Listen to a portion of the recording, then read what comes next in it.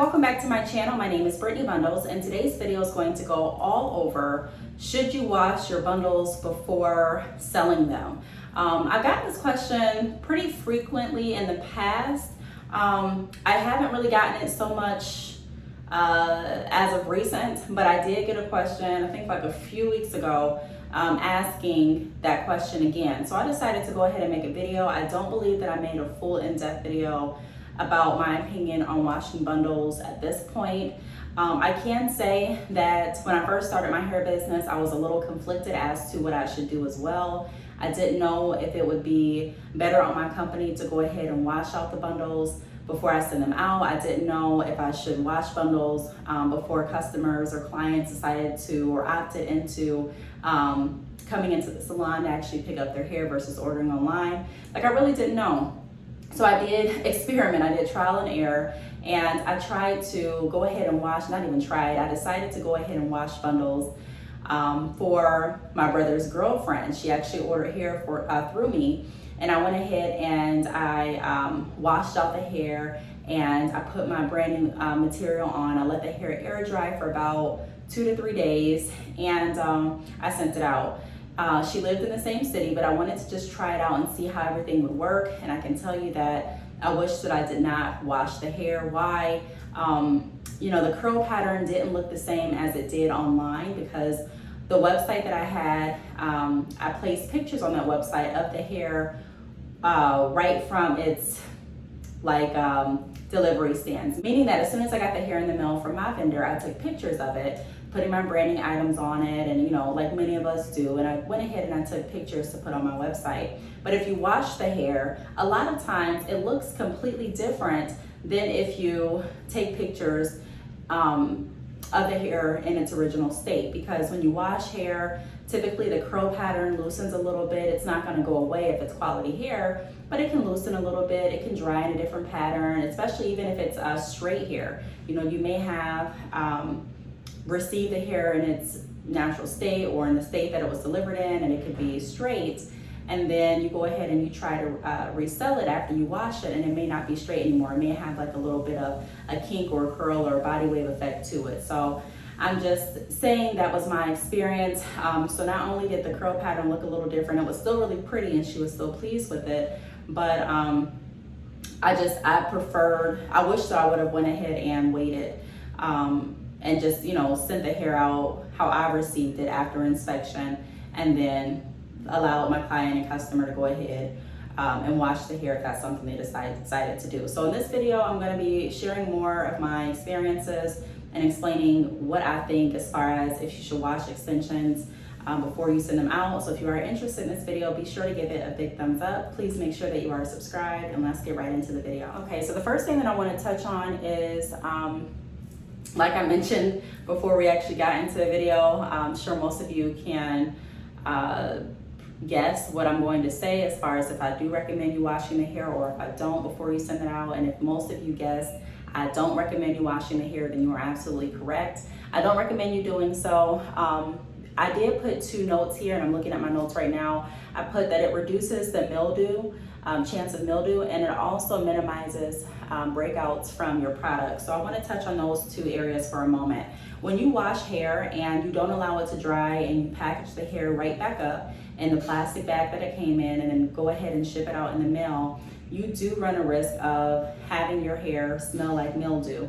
And so you want to be very cautious of that. I know most of you, or some of you may be thinking, well, if I allow the hair or my extensions to completely dry before I send them out, then I won't have to worry about the mildew smell. And that could be true, but again, if you're allowing the hair to completely dry, I'll let the extensions dry for about 3 days, air dry, and it still wasn't as dry as it should have been. Thank God that we lived in the same city, and she literally got the package like the next day, so it really wasn't an issue. And I knew her on a personal level, so she knew that I was new to business and I was trying out different techniques. And so it wasn't, it wasn't like, I don't want to say it wasn't a real order, but it wasn't like someone that was going to how can I put this? It was like a family member that I was sending it to. So sometimes when you're new to business, your family will assist you with trying out different methods and even maybe sampling some of your products before you actually put it on the market. So that's kind of how it was before I decided to have this option available for all my customers and clients. I wanted to go ahead and see how it would be in-house first. And so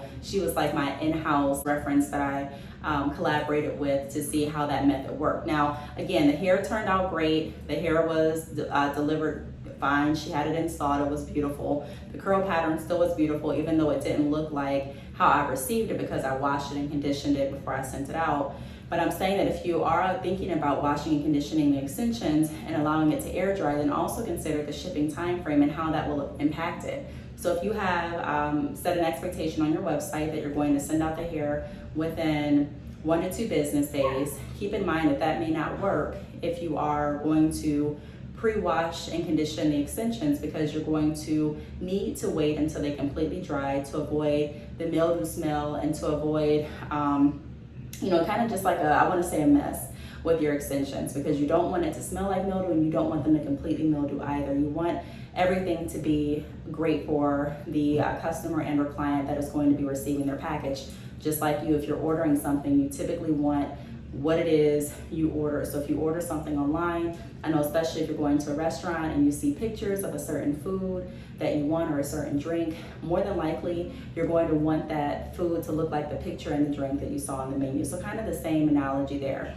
So that's the mildew portion. The second portion that I wanted to note out is that it minimizes breakouts from different products. So working in the salon, I was able to see firsthand that not all products work the same on everybody. And I know, a lot of people are thinking or may think, well, duh, that's common sense. Okay, well, maybe. But a lot of times, some people may overthink that or skip past that thought process, and you may go ahead and wash the extensions with a product that you're used to using or a product that works well for your, from your experience or with your skin or a smell that you like or, something that you've used that hasn't broken you out or that hasn't affected you negatively. But that doesn't mean that it's going to have the same effect on whoever is buying the hair. So there are certain people that are allergic to certain products that may be found in shampoo and or conditioner. There are certain people that may be irritated or agitated with a certain smell or scent that you find very pleasant. So you want to keep that in mind too when you are sending out extensions. Another reason why I say you may not want to wash them before you send them out is because if you're washing them with a certain product that's going to irritate your customer or client, it can be a poor negative experience for them, and it may cause you to lose a repeat sale. It may cause you to have a chargeback, and it may also cause your business to be in higher trouble because you didn't specify on the website or specify before the order. A lot of times people don't do this. All the products that you use before you washed it, before you sent the hair out with something that you washed it with. So it's very important to not only think about one portion of your business, but it's very important to think about securing and protecting your entire business as a whole. And so I do recommend for liability purposes to not add additional products to the hair. Now, if you reach out to a customer and client and you ask them ahead of time and they're like, yes, I'm okay with you washing the hair. Yes, I'm okay with you waiting until the hair dries for you to send it out. I mean, that's okay. But I found it so much more efficient to go ahead and inspect the bundles that are going to be sent out, bundles that I don't want to send out, discarding those. I have a discarding process as well. And the bundles that I am going to send out, I find it efficient to go ahead and send them out in the state that I received them, provided that the inspection goes well, the inspection that I do before I send out the hair. The second point that I have is slightly altered texture and presentation. So we kind of went over that. That's another reason why I recommend not washing or conditioning the extensions before you send them out. Now here's something that I want to point out. Some vendors will tell you to wash the hair when you receive it. You may find hair or get hair delivered and find during your inspection process that the curl pattern is a little bit off, or the hair doesn't have a healthy luster, or it just doesn't look like it's in a healthy state. Maybe the ends are frazzled or whatever the issue may be. And you may reach out to your vendor and your vendor may say, hey, it's completely normal. Just go ahead and condition the extensions. And so you may go ahead, especially if you're new in business, and condition the extensions and then allow them to dry and send them out. And your customer or client may be upset because, like I said, the curl pattern or the hair pattern, the texture is no longer how it looks when it's in its natural state. So I would definitely be cautious of that too. For example, if you have deep wave extensions. Deep wave extensions typically are a tighter curl when they're in, and when I say natural state, I'm speaking about virgin hair extensions. Virgin hair extensions can be altered through steam. So a lot of times when you're getting Mongolian deep wave textures, for example, or like a kinky curly texture, for an example, if it's not raw virgin hair extensions, that means that they have processed it with a steam, like with steam or with heat, or they have processed it using a chemical. So you want to be very sure of how the processing works when you are getting in your virgin hair extensions. But if they processed it with, I'm speaking about steam at this point because I don't offer hair extensions that have been processed with chemicals besides 613, because obviously 613 you need a chemical to lift, you need that bleach, which is a chemical to lift the color to blonde to 613. But aside from that, I don't offer any extensions that have chemicals in them. So all of the extensions that I offer have their, like if it's a deep wave or kinky curly, it's steam process. And so when you get your deep wave extensions or your kinky curly extensions and you see them in a tighter pattern, when you wash them, the curl falls out a little bit.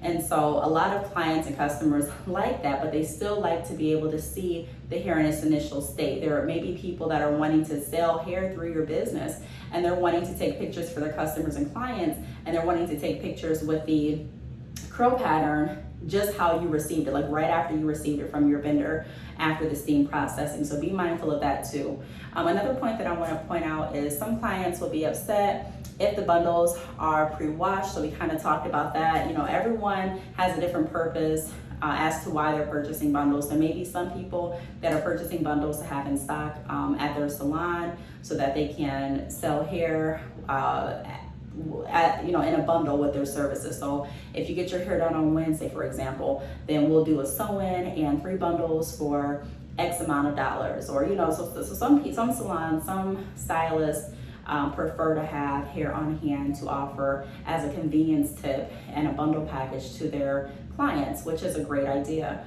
There are some people that are purchasing extensions to sell through you. Even if you don't offer wholesale or you don't offer drop shipping, there are still some people that may do the pre-order method to their customers and clients through your business. So they're ordering through you whenever they get an order, and then they're going ahead and expecting you to send out the hair because they ordered it, and they're taking pictures of the hair, marketing the hair that they bought from you. So some clients are purchasing hair with the intention of reselling. Some clients are purchasing hair to give the hair to their stylist so that they can go ahead and dye the hair for them or wash the hair for them. So everyone has a different purpose behind why they're buying extensions. When I first started my hair business, I wasn't thinking about that. I was just thinking that everyone was buying bundles to go get a sew-in in a few weeks, you know? But we want to think on a broader level, and we want to make sure that we're being very mindful of our customers and our clients and making sure that we're treating them like we would want to be treated. And like I mentioned a minute ago, if you're going to a restaurant and you're ordering something, 9 times out of 10, most people will want whatever they're ordering to look like the picture they're ordering.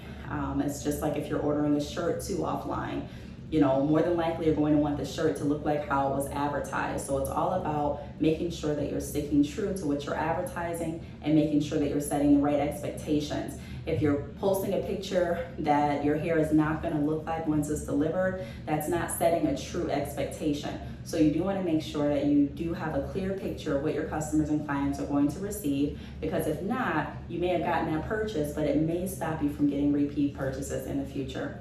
The next point that I want to point out is keep inspection and shipping process efficient. So I touched on this a minute ago too. If you are going to pre-wash the hair extensions before you send them out, then you do want to make sure you're setting the right expectation as far as shipping. So if shipping is typically 1 to 3 business days, more than likely it's not going to be shipped out within 1 to 3 business days. So I gave my example of when I washed extensions and I let them air dry, and it took longer than 1 to 2 business days. But let's say I didn't let them air dry. Let's say that I put heat to it. So I'm using the blow dryer now. And if you're using the blow dryer, a lot of times it will also alter the extensions because you're adding heat to them. Just like if you're adding heat to your natural hair, it can alter the state and the texture that your hair is in.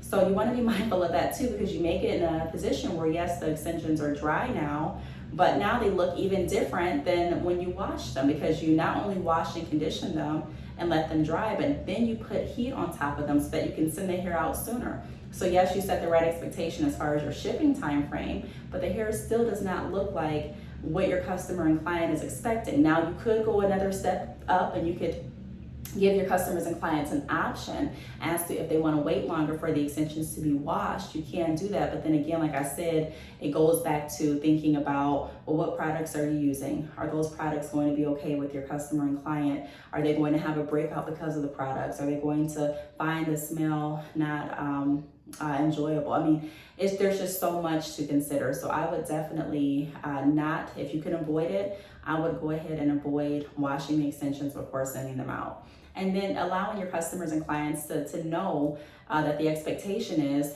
that you wash them and condition them before installation. And some people even just, co-wash them. So it all depends on what you're recommending, but I do recommend co-washing them or washing and conditioning bundles before installment.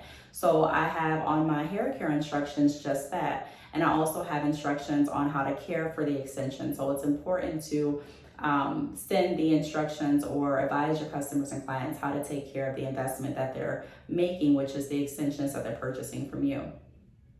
The last tip that I want to point out is special hair requests and custom colors would be an exception. So there is an exception to the rule. If you are a stylist and you are doing like custom colors on wigs or bundles, or you're doing services where you are revamping extensions, then this would be an exception. So of course, if you're wanting to revamp extensions, 9 times out of 10, you're going to wash the extensions that are being sent in or dropped off to you. If you're going to be doing custom colors, 9 times out of 10, I mean, I don't know any other way that you can bleach your extensions without actually washing out the bleach afterwards, but there may be some new process that I'm not familiar with. But 9 times out of 10, if you're going to do like a custom color job, there's going to be some washing involved. And so you do want to make sure that you are cautious of that. If you're doing something like that, then I would have a second or a separate portion on my website going over the expectation of how that works, how long it's going to take. A lot of people are going to be receptive to the fact that it takes a little bit longer than sending out bundles that come, I'm saying in its natural state, even though we went over the heat processing for different curly extensions on virgin hair. And then, with raw, it can be sent out just in its natural state. But, a lot of customers and clients will be more receptive to waiting for a custom job or a tailored job. Just like if you're going in to get your suit customized, a lot of times you're going to be more willing to wait to get the suit customized than you would be to wait for a suit that's just, that got shipped to the store in that style. You may say, well, look, if you don't have it, I'm just going to go someplace else. So with custom jobs, that is an exception. Of course, you may have to wait or you may have to wash the extensions or condition the extensions or dye the extensions or apply heat to the extensions or, put different products on the extensions if you were doing a revamp or, rejuvenating the extensions. So there are exceptions to the rules, but that's my spin on if I think you should wash extensions before you send them out. If you do have any additional questions, feel free to leave them down below. Thanks so much for watching, and I will see you all in the next video. Bye.